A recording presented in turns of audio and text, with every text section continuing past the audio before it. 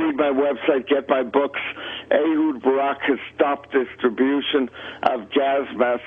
Israel is a sitting duck. Now, let's look a little bit.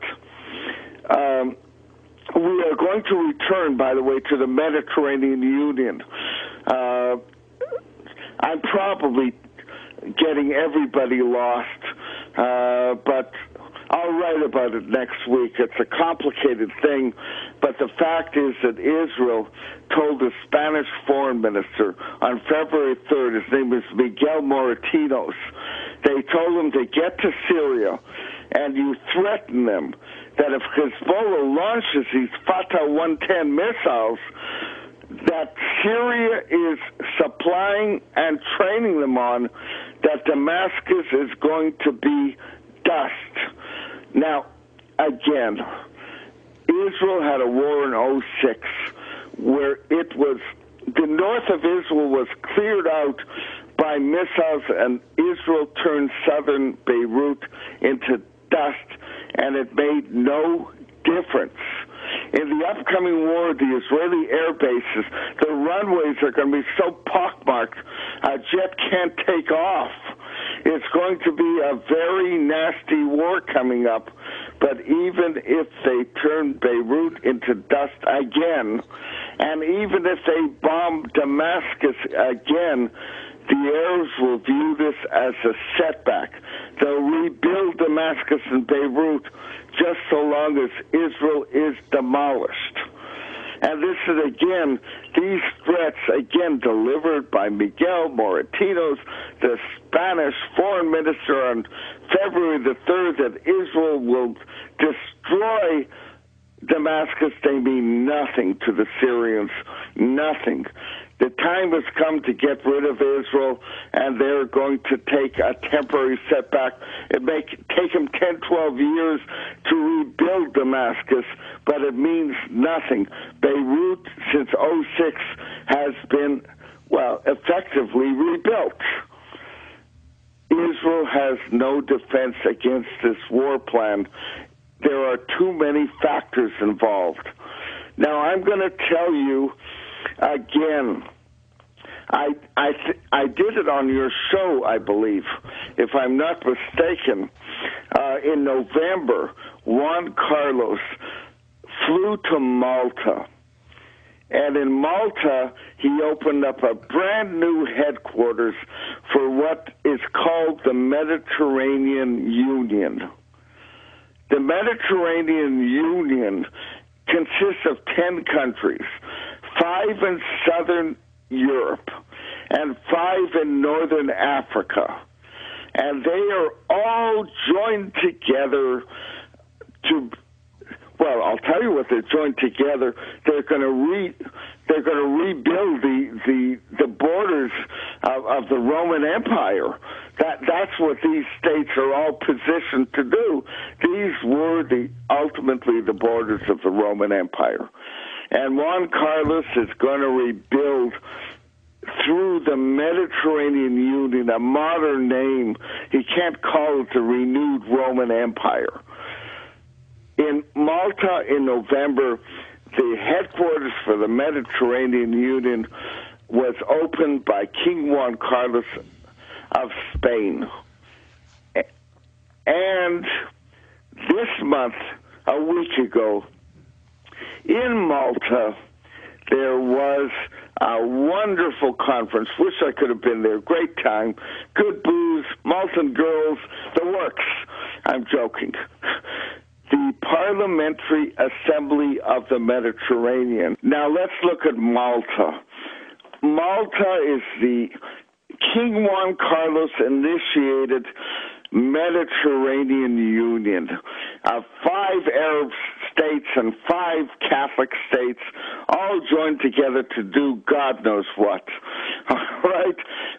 Really, they'll tell you that it's for cooperation, and really, does someone in Portugal or Malta really care if they're cooperating with Libya or Algeria? But it's very, very serious when you want to rebuild an ancient empire and you want to get King Juan Carlos back as the king of Jerusalem, and these wackos actually believe in this stuff. I can't stress that enough. To us, it sounds, well, obsolete and ridiculous. To them, this is their world. This is how they think. And if you don't think like they think, you won't understand the war that's coming up. And you won't understand the motives of the war that's coming up. I'm not going to go into Obama. And he's got ties. He's got Catholic ties that brought him to Chicago, and he's got Muslim ties that are bringing him into this war. And there are all kinds of reasons why the CFR have been pushing this stuff really since the late 80s for sure. But since the Oslo Accord, they've been pushing Israel to the very edge of nationhood and sovereignty. Israel today is so divided, I don't even know if they can fight a war. But nonetheless, this war is coming. The Malta Group, which I'm going to repeat, the Parliamentary Assembly of the Mediterranean, which you may or may not have heard of, you shouldn't have, because it's just, well, it has nothing to do with your lives or mine, but it has plenty to do with Rome's life. They had themselves a conference. The conference, and this month, I want you to know, this month, the conference was called the Committee on the Exercise of the Inalienable Rights of the Palestinian People. That is King Juan Carlos's parliament in Malta leading up to this war. They just had the conference.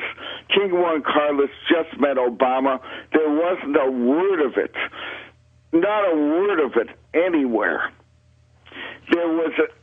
The word was that Israel knocked off a Hamas terrorist in Dubai. Nothing on King Juan Carlos, which was the real news. What you've got is a war coming, and Israel's enemies, first of all, are within Israel. Its own leadership are an abomination. And they are so tied up. Netanyahu has been tied up with the CFR since 1977. The leadership of Israel is put in power by the CFR. On the one hand, that is Netanyahu, Barak, and the Vatican on the other, the president of Israel, Peres, not to mention Yossi Beilin and other people at the top of Israel. The Israeli people don't even understand that it's an utter waste of time to go to the polls and elect a government, because you get the Labor Party with its crummy 13 seats, 8% of the population, determining whether Israel will win or lose the next war. And Barak is making sure that they're going to lose. I'm going to add a last point before I finally plug myself so you get more of this knowledge. Ehud Barak, the former Prime Minister of Israel, who led Operation Cast Lead into Gaza last January, the January before, actually, wrote a book. He went, he was interviewed by Ma'ariv 6 days ago, where he said he would have brought down Hamas. He would have ended the war, except Ehud Barak, his defense minister, told him it would take many more months and lots of Israeli casualties, and to accept a ceasefire. And Omer says he believed Barak, and that's why he didn't finish the war. And believe me, this guy is really slimy, but in this case, I think I'll believe his version of events. What you've got within the Israeli government are people who really are not trying to shelter the Jews in their home of Israel. They're trying to get the Vatican back. And this is extremely serious, because in a few months, when the winter rain ends, Israel's going to have a war that truly it has an excellent chance of losing. And excellent chance. The odds are against Israel of winning the upcoming war.